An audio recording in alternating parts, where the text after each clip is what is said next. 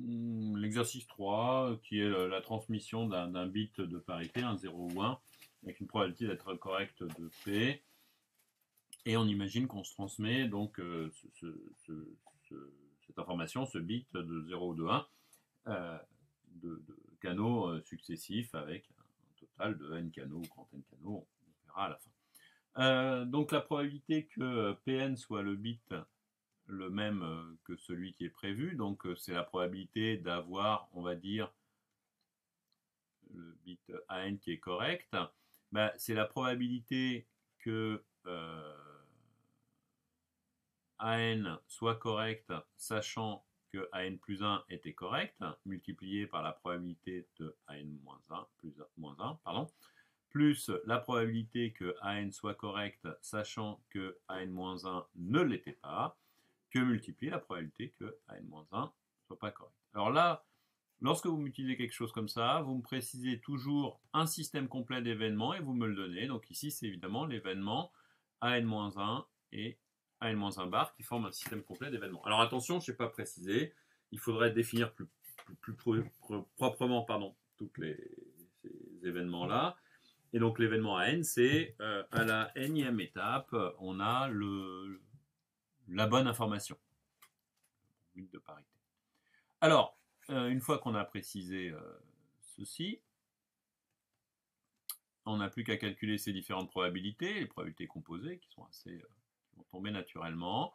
Donc, cette probabilité-là, on sait qu'elle vaut P, puisqu'on imagine, on a dit qu'on avait une probabilité P d'être bien transmis, fois, ça c'est la probabilité de n-1, plus, bah, c'est exactement 1 moins P, c'est-à-dire la probabilité qu'on fasse une erreur à propos d'un résultat qui est une erreur. D'accord?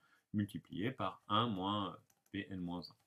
Ce qui nous donne donc la relation Pn égale, alors si je les rassemble, du 2P, et que je ne fasse pas de bêtises, moins 1 Pn-1, plus 1 moins P. Bon, bah là, je vous laisse regarder le reste de la correction. On doit s'en sortir une fois qu'on a trouvé ça. On a une suite arithmético-géométrique. On cherche un point fixe, on le met en facteur, on tombe sur une suite géométrique et on obtient la limite. D'accord? Et on obtient que Pn tend vers 1,5, c'est-à-dire qu'en fait, on n'a que du bruit. D'accord? C'est pas qu'on a on a l'information d'avoir une chance sur deux d'avoir la bonne réponse, mais ça, en gros, on le savait depuis le début, puisque on le prend au hasard, on va avoir aussi une probabilité d'une chance sur deux.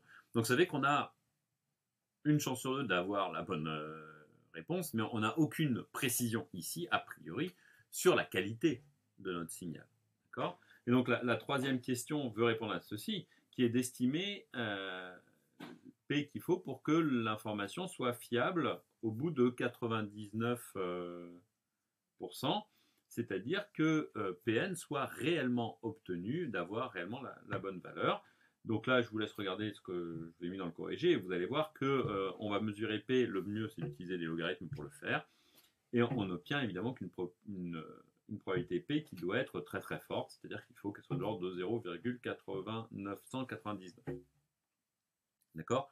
Ben, ceci vient du fait que très rapidement, ben, comme on n'a que du bruit et qu'on traite sur du bruit, on a des 0 et des 1, on a du mal à vérifier si notre résultat correct à la fin est obtenu par hasard ou pas.